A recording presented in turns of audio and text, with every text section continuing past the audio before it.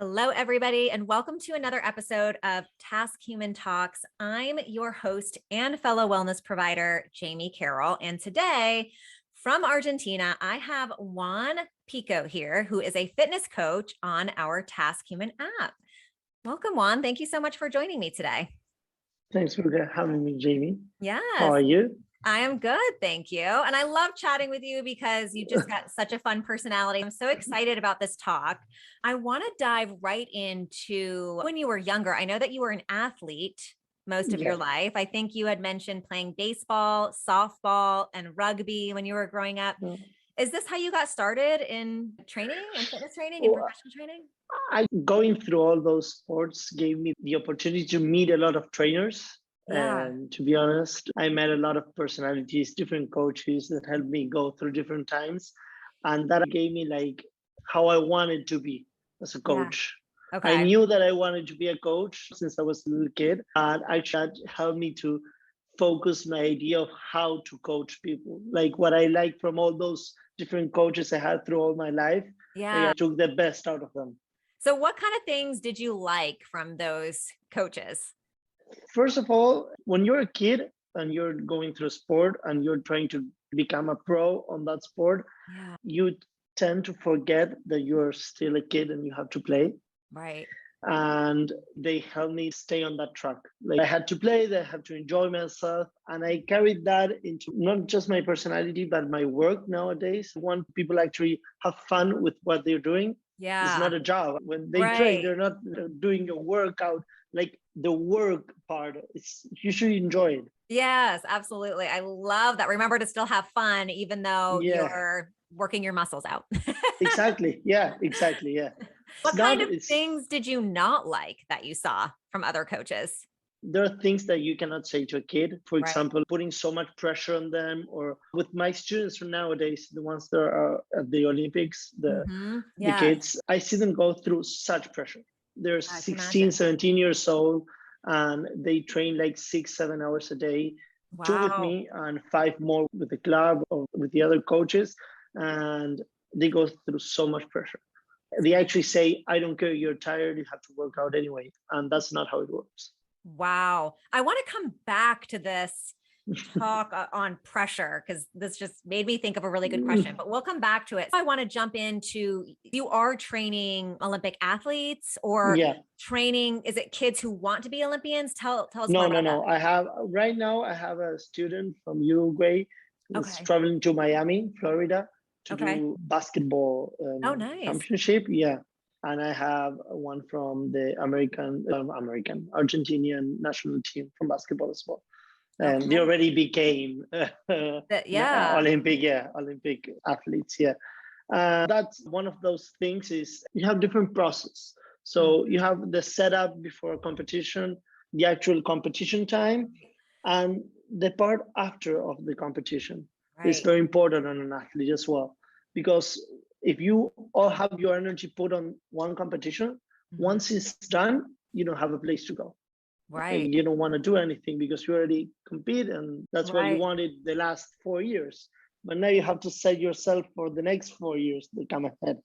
Right. Are you helping these athletes before the competition and after as well?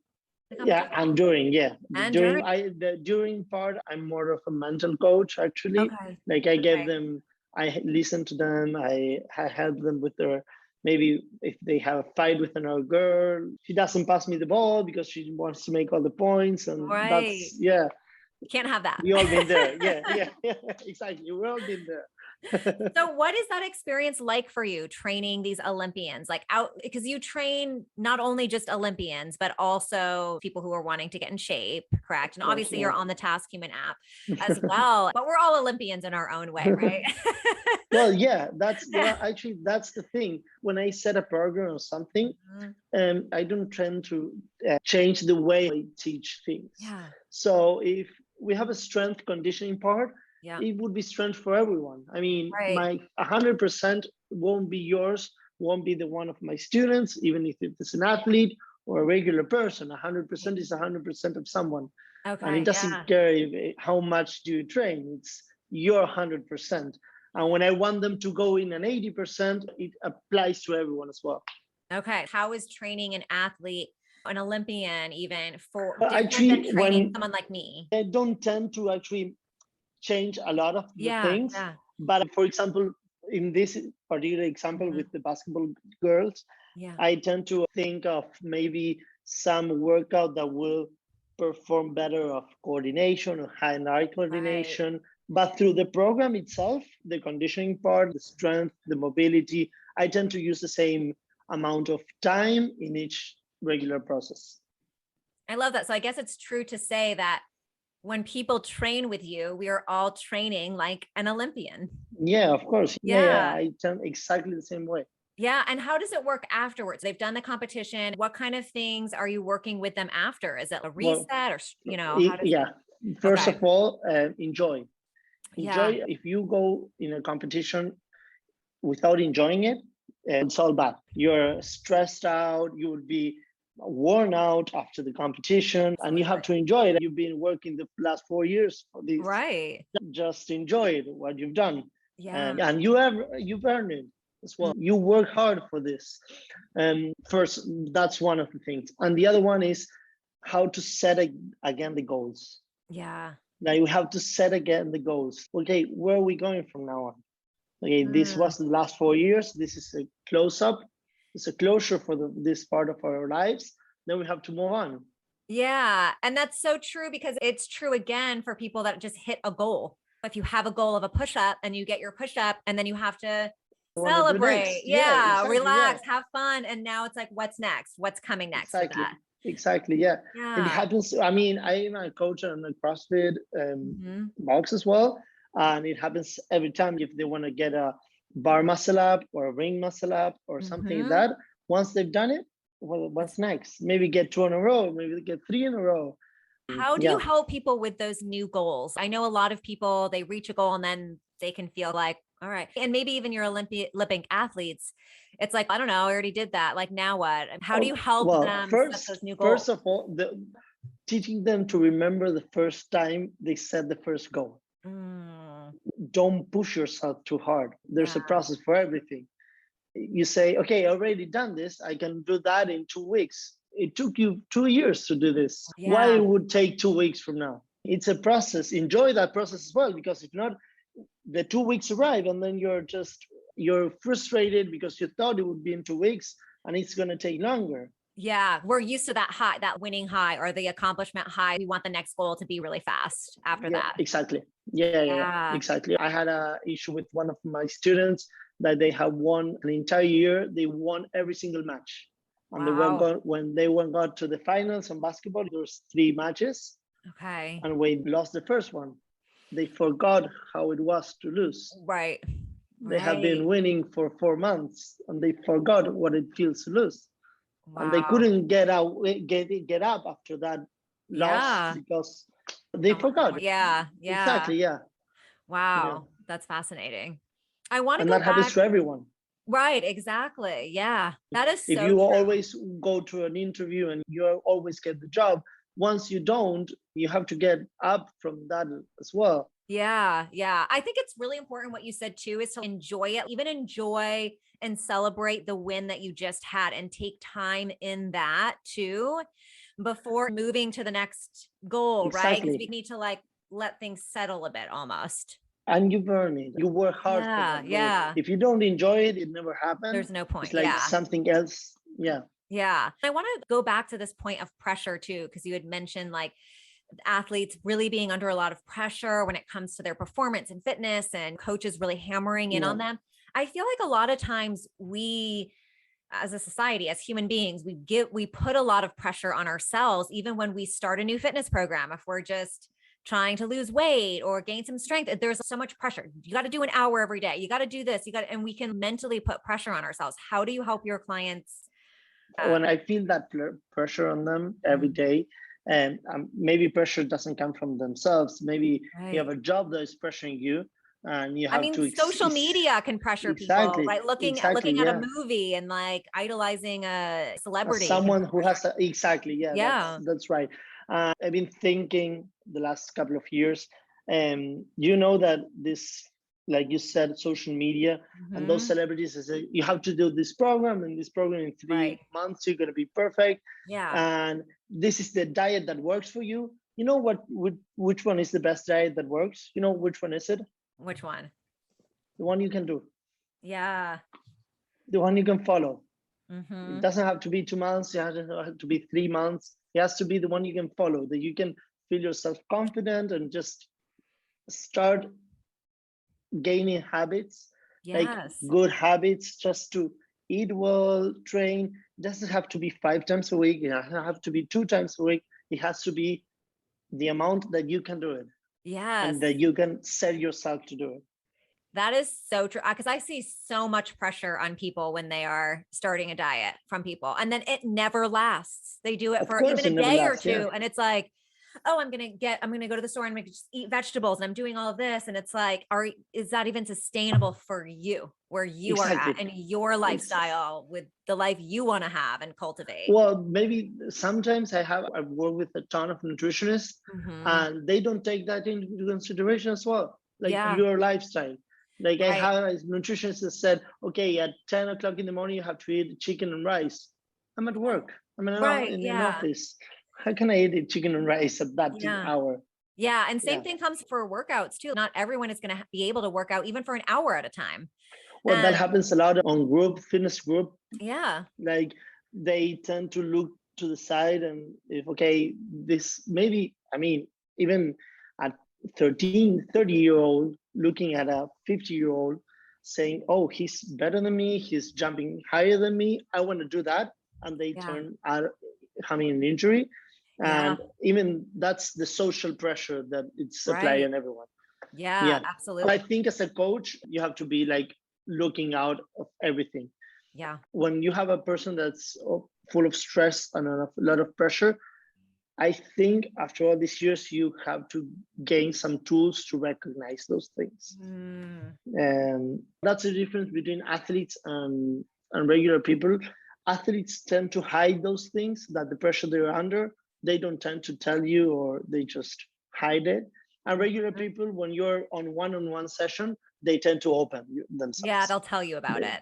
They tell you about it. And then you have to handle it. You have to take responsibility for the things you know. Yeah. So if they told you they're under pressure, you don't have to give them one more pressure to be concerned about. Yeah. So how do you recognize it? And those people, like your athletes or just people that are good at hiding it, how do you recognize those? Well, there's something about energies and language that they're using too. Probably. Exactly. Proper language. How they express themselves. Yeah. Their eyes. This kid, she's 17 years old, and her eyes were like really tired. And I know her for 2 years now, and she would have a different energy every morning, and now she doesn't. Yeah. And I said, you're tired. And she's, no, I'm not. Yeah, you are. I'm not asking, I'm telling you. And I know you are. And then she just started opening herself up and saying, yeah, well, I'm a little bit tired. I have been training 6 hours a day. And that's how it goes. Yeah. Yeah. You have to pull it out of them. once it's open, it will start to bleed, flow. Yeah, exactly. But on the first part, and that happens with everyone. Maybe you have an actually a regular person and they don't open up. Yeah. And once you open up, even the communication, it's better. I had students that I had for a year and I didn't know anything about him. Like 1 year training and I didn't know anything about him. Wow. And after I started like digging a little bit, I started know him, and now he's like a friend to me. I mean, it's been 6 years now, but I had to pull every little detail out of him. Right. Wow. Yeah. Now, one thing I wanted to address too is we're not locked down right now currently, but we were in like a stay at home and lots of the world was last year. How did that affect your athletes versus just someone like me that you were training? Well, first of all, I think it was a week ago, I look back and I recognized that the system they were actually different. Like the curves of how they felt were exactly opposite. So someone that was at home didn't train on the first 2 or 3 months because they felt comfortable at home. Yeah. And after 2 or 3 months, they were actually like tired of being lockdown, and they started training and doing home workouts or maybe online programming. And with my athletes, I had exactly the opposite. They had some regular training every day. Right. And on the 2 or 3 first months, they could keep it up. But after the third month, they were like, I don't want to do this anymore. I want to go out to train. I want to go to the gym. I don't want to do it at home anymore. And they burnt out because they had started exactly, right away. Yeah. Exactly. Yeah. And the motivation was different. Yeah. Like the regular people were more motivated, the athletes actually. Interesting. Yeah. And I find too that because when I reflect on some of the clients that I have now, and even myself, I can see how now like people are still working from home because now it's been over a year, right? 18 months. Yeah. And I'm seeing that burnout that you spoke of with your athletes, where it's like, oh, it's, I'm at home again and I'm working out and my office is here and I'm eating here Exactly. and I'm sleeping Yeah. here. How do you help people with that at home workout burnout? Maybe first thing I think is what they actually find fun. Yeah. Like on a workout, maybe it's not strength conditioning, maybe it's Metcon or aerobic training, what they actually like, what they feel like doing it. Yeah. And once I find that, I try to take focus on that. Like when I would tend to break it down. Like, are you tired right now? How long have you been tired? I'm starting to see those little things that they're getting burned out. And I'm going, okay, let's do this. Let's work on something that you like and you enjoy. Maybe it's running. Right. Yeah. It's running. And okay, we're not going to see each other, but you have to run twice a week. Get outside and hike too, like getting outdoors, doing something, maybe switching it up just in a little way. Just 2 weeks to just exactly. Switch the mindset. Yeah, exactly. That's great. Yeah.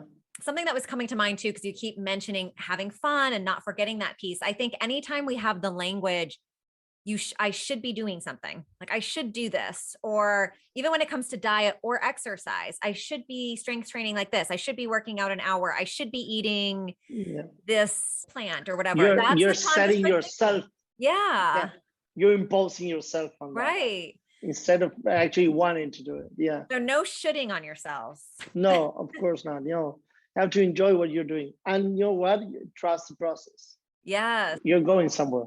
Right. Exactly. Yeah, exactly. Yeah. And there is no timeline. You know what I mean? Sometimes in some cases, you know what I mean? When you're training an athlete for the Olympics, there is a timeline on that. So you want to have those long-term goals, but you have to enjoy it. But if everything sums up to one training, there's something wrong. Yeah, exactly. Even if an athlete, if they're worn out on a Friday because they've been training all day, all week, then you can rest. Right. No, I lost that race for that Friday. This doesn't work like that. Right. Yeah. Yeah. You it's have not to be one able Friday. to change course exactly on the way to your goal. There's no timeline of what that should look like. Exactly. Yeah. That's what I'm trying to say. I had to rework it for myself. I'm like, that's exactly. Yeah, that's how it goes. Yeah. I love it. And so one thing I want to talk about too is I know you are also doing MMA training. Is that right? Yeah. Mixed martial art. Yes. Yeah. And you train on the TaskHuman app for MMA as well. Yeah. So what is MMA, and is this for anyone who can do this type of work? Well, when I did MMA, I actually did different martial arts. Okay. And then I mixed them up. Okay. Train MMA. That's how it goes. That's what MMA is. Okay. Exactly. Yeah. So you can do mixed martial arts, or you can actually learn them separately and then just mix them up yourself. Okay. So that like boxing, are those like, what are the different types? Kickboxing, maybe you have something, a little bit of judo, you have shushiitsu. Okay. All those different type of training. Yeah. Awesome. Yeah. And this is for anyone. This type of training can be for absolutely anyone. Like boxing. Yeah. I mean, you have boxing gyms all over the world. Then you know how to actually box or hit someone. I mean, it's not that. Yeah. It's just a type of training. And that's what when I worked out with you, you took me through an MMA, right? Didn't we do something like that? Or now we have a core exercises. Yeah. Tend to like a little bit more focus on MMA side. Yeah. I love this. So are you working with a lot of clients in MMA? And because is there anyone like when should someone not do MMA, or is it? If you can do it all, everything is safe. What I love about it is it's fun, it's different. And so I wanted to bring it up because we're sitting here talking about getting burned out in your at-home workouts and The trying thing is, something. I think that I have students every time that say, okay, I want to try this. Yeah. I want to go on a bike. I want to go on a bike run. I'm going to try MMA. And I say, okay, go ahead, try it. That's why you work out. Right. So you can try different things. Yeah. And everything is safe as long as you're not injured, or maybe, right. And even if you're injured, just tell the coach, okay, I want Right. to do this. I'm injured. Can I do it? Modification And for you, they usually. exactly, they should find a way for you to do it. I mean, love everything. In MMA, you have, for example, different jiu-jitsu techniques Yeah. on the floor, and different, you have different techniques and everything. And I mean, there's a ton of ways of doing one technique. It's so great too, because I feel like we're talking about our inner athlete and that we're all Olympians. And I think that like really having a fun MMA session or like boxing, and especially if you're in a bad mood or you feel like you want to, this can be a really great way to shake it up a little bit. Exactly. Yeah, of course. Yeah. A high intensity training. Boxing is actually, when you are training for MMA, it's a lot similar to a high intensity interval training. Okay. Because actually boxing has intervals of 3 minutes. Okay. That's the length of a ring. Yeah. So you have trained for 3 minutes, a high intensity. Wow. And then you would rest, try to come down, and then start over again. Yeah. I like it. When I do boxing or MMA, I feel like that hardcore athlete that I am deep down somewhere. Exactly. Yeah. We all have it somewhere within us. You know what? That the hormone part of the body that actually releases when you're doing that kind of training. It's amazing. It is. Yeah. So good for the mind too. So what are your keys to success? The first thing is to actually commit with someone. To actually try to understand them, and not just in a shallow way. How's their family, how they're doing at home, how they're doing at work, because that's what makes someone a person. Right. So you will start to understand why they're tired on Wednesday, because maybe if they're having kids, if their kids are young, if the kids are old, everything, you have to know everything about someone you're training. Everything matters. Because, building that connection, rapport. Yeah. Exactly. Yeah. The connection, and that they feel actually safe when they talk to you. And they have to be able to open themselves up to you and just tell them everything they want to tell you. Yeah. I mean, that you're not actually like judging them or anything, just let them open up. Right. Absolutely. I think that's very important. Yeah. Okay. Yeah.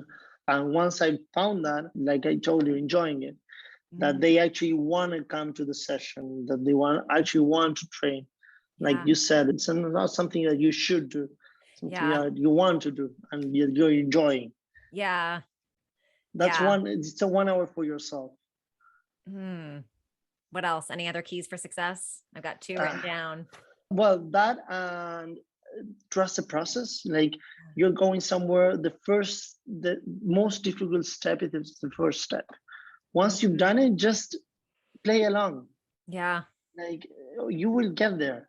If a diet doesn't work in 2 weeks, it's because it's not supposed to work in 2 weeks. Or maybe he'll have a strength goal, like I want to do a deadlift with 100 pounds. Okay, we're going to get there.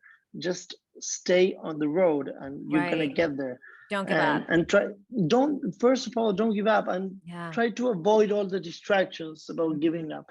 Because I've seen, like you said, social media, and I'm not against social media at any way, but having people that saying, okay, if you want to lift more deadlift, you have to do it this way. Maybe it works for them. Right. It's not a universal rule. Yeah. I mean, everyone is different. Absolutely. And I'm going to throw one in there for you in case you don't have any more. Celebrate can be the next one. Of course, yes. Celebration part of, of course. Celebrate. Celebrate. Actually, on my personal life, I tend to celebrate every little goal. I love it. It's so important because we're so in life, we're just taught to go for the next thing. It's like, okay, did that. And then we're go, go, go. We don't ever pause, A to-do list. reflect yeah, exactly. The more we've got on the list, the more successful we are. And then we forget to even, I had this happen to me the other day. I was like, oh, I got nothing accomplished today. I just didn't do anything today. And then I started thinking about it. And when I stopped and I reflected, I was like, I actually accomplished quite a few things that I needed to do.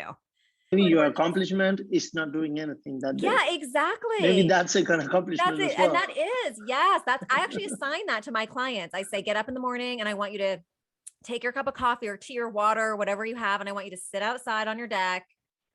And I don't even want you to meditate. That's doing something. I want you to do nothing. Exactly. Yeah. But it's so important. And yes, those things are, it's still something that it's not something that you are doing. It's something. I can't even explain it. But yeah, it's those things we feel like we have to have these giant accomplishments and do all of these things. And we forget to celebrate even the smallest of steps. Maybe you got out of bed this morning and that was it. Congratulations. You brush your teeth. Yes, exactly. You made your bed. I recently read a quote that said that I had a teacher that said, doing things on a halfway, it's better than not doing them. Yeah. Like getting out of bed. I mean, doing it halfway, don't getting out of your pajamas, don't brushing your teeth. Worse than at least doing it halfway. Yeah. Do the 50% of those things, and that's better than not doing them at all. Yeah. Yeah. So if you don't want to work for an hour, work for 30 minutes. That's great as well. Right, exactly. And take that time to reflect on at the end of the day if you feel that way. If you're feeling like I didn't do what I wanted to, start thinking about those little things that you did, write them down and celebrate even those. As an athlete, I've been there. If you're always focused on what's coming next, you don't enjoy what you've been through. Yeah. And you don't enjoy everything that you accomplished. And when you stop and you look back, I said, last year I couldn't do a handstand. And now I'm actually frustrated because I cannot walk 10 meters on a handstand. I should be enjoying that I can walk 8. Yeah, exactly. I'm get up focused exactly. I'm focused on the negative part that I cannot walk 10. Right. I mean, and the thing is, that's when you clicked and said, and when I will walk 10, will I be frustrated because I'm not walking 15? Right. So this is not how it goes. Yes, exactly. That is so true. Oh my gosh. We have to remember that for ourselves, right? Exactly. Yeah. What type of habits do you try to instill in your clients? I try to teach them to know their body. I know that not everyone works at the same hour of the day. It might be because maybe you work at noon and you have to work in the morning, or maybe it's the other way around, but you have to teach yourself to, okay, what's happening inside? Do I feel more comfortable working out in the morning? Do I feel more comfortable working out in the afternoon? Why is that? And how confident do you feel? Like how much you need to sleep? When we're going through a strength conditioning program, I teach them to actually, if you're hungry, try to understand why you're hungry. Are you bored or you're actually hungry? Because when you're going through a strength program, you need more fuel. Right. So that's something that you should know. You have to be prepared for that moment when you're really hungry. Right. You have to learn to, okay, this is coming. And that helps them to avoid injuries. When they have an injury, like for example, a shoulder or a knee, you might feel it before the actual injury happens. There's something that will prevent you from having that injury. Maybe you would have just a small pain, just a very soft pain on your hip. And that will develop on an ankle injury. But 100%. You have to be able to actually, okay, what's going on my body, how it's functioning? Did I sleep well? Did I eat well? Because sometimes they don't realize that. Did you sleep last night? Yes. How many times? How many hours? And they will go, 4. That's not sleeping. No. I know that once they realize that, oh, you're right. Yeah, I know I'm right. But you have to teach yourself to realize that. That's so important. I've worked with clients before that would literally, we'd be doing something, right? And then they like hold their shoulder wincing. And I'd be like, are you okay? How are you feeling? Oh no, yeah, I'm fine. I'm fine. Right? Like brush it off to get to the next set. And it's so important. It's like, no. Yeah, No, exactly. wait, let's pause here for a second. That's not the face of fine. So what's really going on? And it's okay to be like, Yeah. okay, let's go to something else. I had a doctor that said, "How much do your shoulder hurts?" No, the regular amount. It's not regular for your shoulder to hurt. I mean, Right. that's not, yeah. We No, the do regular amount. it, Yeah. we do get used to feeling like shit throughout our days. Exactly. We're Yeah. like, oh, I always have a Exactly. headache at 5 p.m. That's normal for me. No, it's not Yeah, normal. exactly. You have to watch out for those things Right. Yeah. because you get on those, like, I mean, it's a cycle. It could be a bad cycle, it's a good cycle. Yeah. If you go through 30 days of the same thing, it will become something natural. Right. Whether it's Exactly. sleeping 8 hours or Yep. it's sleeping 5, you can Yeah. choose. Yeah. That's so true. Any other habits that you try to instill? Once they find that, I Mhm. try to teach them how to eat, how to Yeah. sleep, how to actually train without needing me. Yeah. Hmm. And I'm more like a guide. I actually teach them how to train, Yeah. like how it's supposed to feel. For example, I have a student that he only works out with me on Monday, and I do the program for the rest of the week because on Monday I teach him how it's supposed to feel this week. I Yeah. mean, this week is supposed to feel this way. Right. I mean, you would be sore on this, and this Right. this is Yeah. the type of feeling, and that's okay. I know you can train the rest of your day on your own. Yeah, I love it because that biggest habit is that awareness. And that's so key to really any sort of change and anything in life is just cultivating that awareness within you about your And once you're body. aware, I mean, I'm working with a nutritionist right now that Mhm. he has the same way of teaching his clients. Yeah, He teaches them to eat. He doesn't give you a program of eating. right, Exactly. I mean, you know what I'm right. saying? I mean, you have to eat, I don't know, 2 portions of carbohydrates, Yeah, and you can pick whatever whatever. you want. Yeah, I love It, that. it can be half of a banana or 2 cups of rice. You Yeah, can choose. It's the same. But I mean, he actually teaches them. And once you understand, you can do your own diet yeah. through That's your great. own personal preferences. All about that awareness. I love this. It's like This, awareness of sleep, awareness of yeah, training, awareness all of aspects of everything. lifestyle. Yeah, all Exactly. Yeah. aspects. Sometimes you're under all that pressure and you're stressed out and you're not aware Yeah. It and was you're not sleeping. We had a TaskHuman Coach Connect the other day. We were talking about biohacking our bodies, right? And I think someone said something like, you can't change what you're not aware of, or you don't know, something like that. And I didn't realize that I was doing all these biohacking techniques. I wasn't even very familiar with the term. And I was like, oh, just because I wasn't creating awareness around Exactly. my life from when I started taking cold showers or when I started doing breath work, things like that. I wasn't really paying Exactly. attention. I wasn't creating that awareness. I thought it was just really fascinating. We just all need those reminders sometimes. Yeah. That's what I tend to do with my students. I make them aware of what they're doing and why they're doing it. Exactly. Yeah. How are they feeling once they start to implement something and You feel those changes? Do you yeah, like those changes? right. Because maybe they Exactly. don't like them. Yeah, exactly. Maybe someone wants to just don't not sleep and Yeah, he's fine with it. right. Okay, Yeah. let's we have to find a way of making this is your lifestyle. We have to Yeah, try to make it healthier. right. Just that's what I tend to Ah, aim.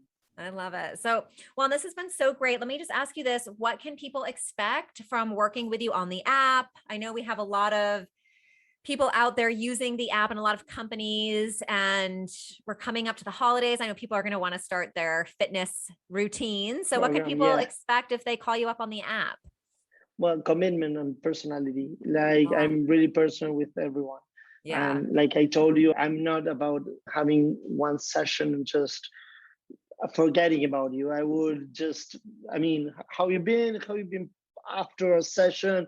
Were you be able to sleep? And have you been eating well? Mhm. And making that like connection with someone. Great. And once that happens, just getting to know him or her. Yes, awesome. And I highly recommend Juan. As I said, I did a session with him and it was fantastic. So I think you'll definitely like it. Is there anything else that you want to share with us before we hop off? Not really. I want to just leave this with that keynote. Enjoy what you're doing. Try to find something you enjoy. Not everything works for everyone. Just find what you enjoy. It could be yoga, it could be MMA, it could be anything. Just find something you enjoy and just do it. Find what you enjoy, have fun, and then remember to start where you are. Exactly. I'm gonna add 1 and 2. Yeah. I love Yeah. it. What a great conversation. Thank you so much, Juan, for joining me today. It was wonderful to have you on here. Thank you all for listening. And that's it for this episode. And I'll see you guys on the next one. Bye-bye. Bye.